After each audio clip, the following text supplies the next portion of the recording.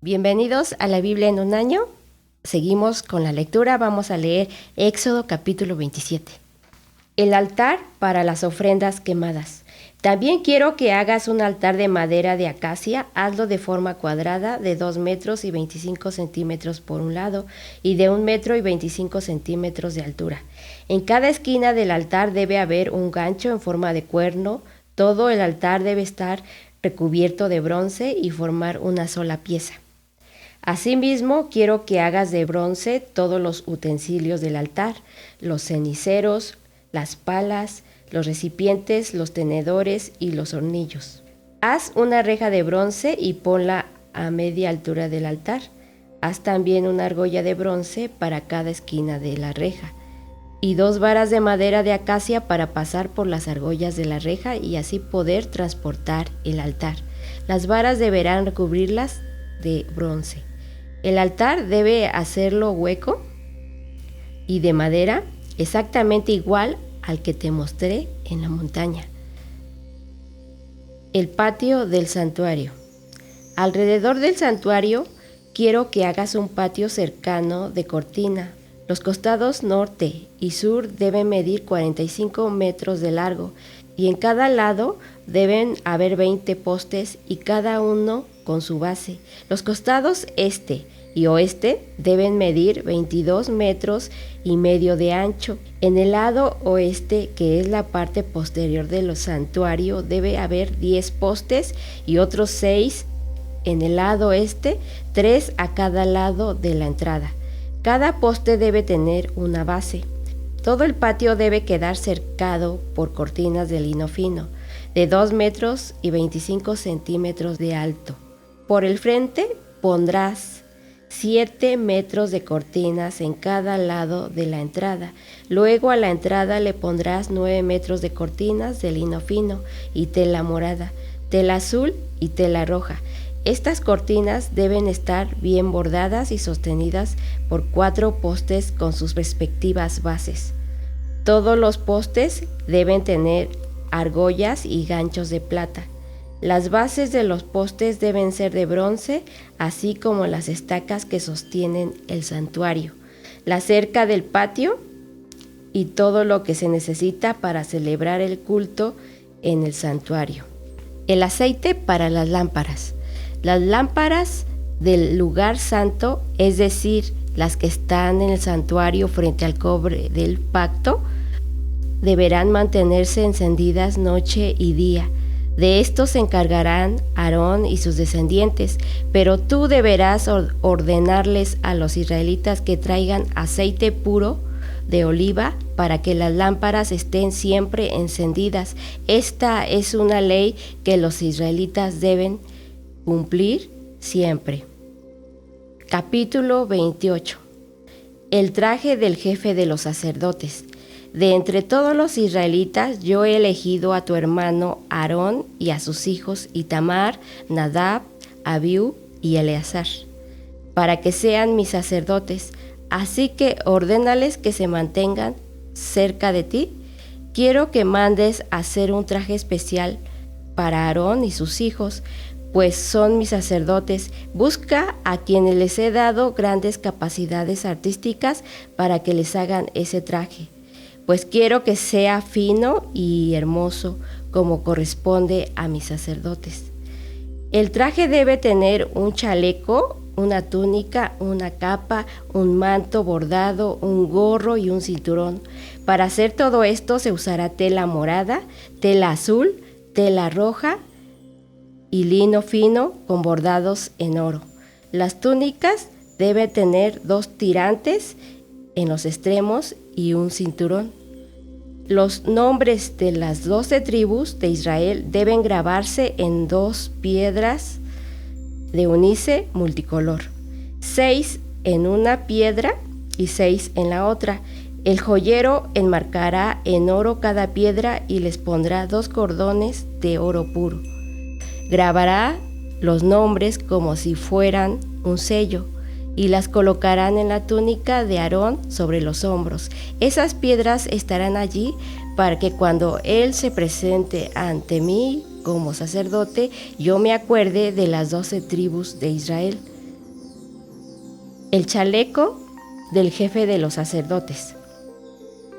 El chaleco que el sacerdote Aarón usará para conocer mi voluntad, lo harás de los mismos materiales que la túnica. Quiero que lo hagas cuadrado y en forma de bolsa de 22 centímetros por un lado.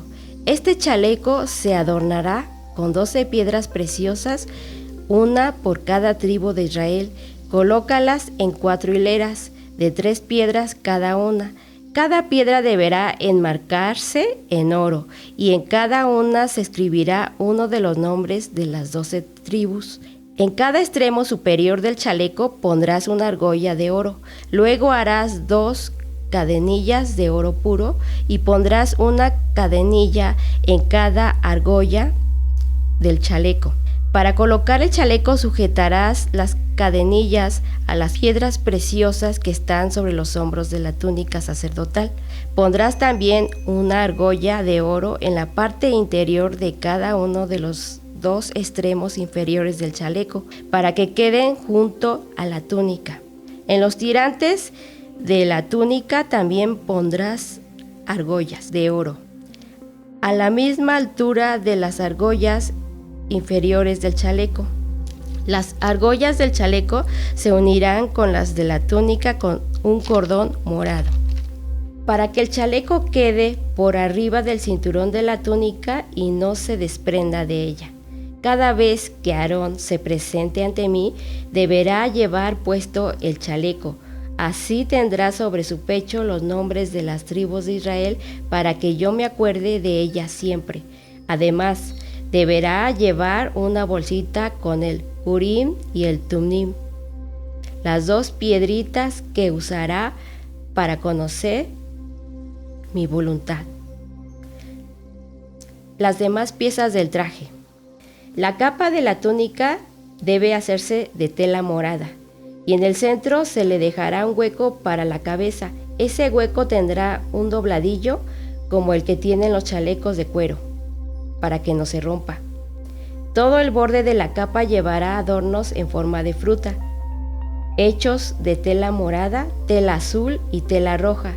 En medio de cada adorno se pondrá una campanita de oro.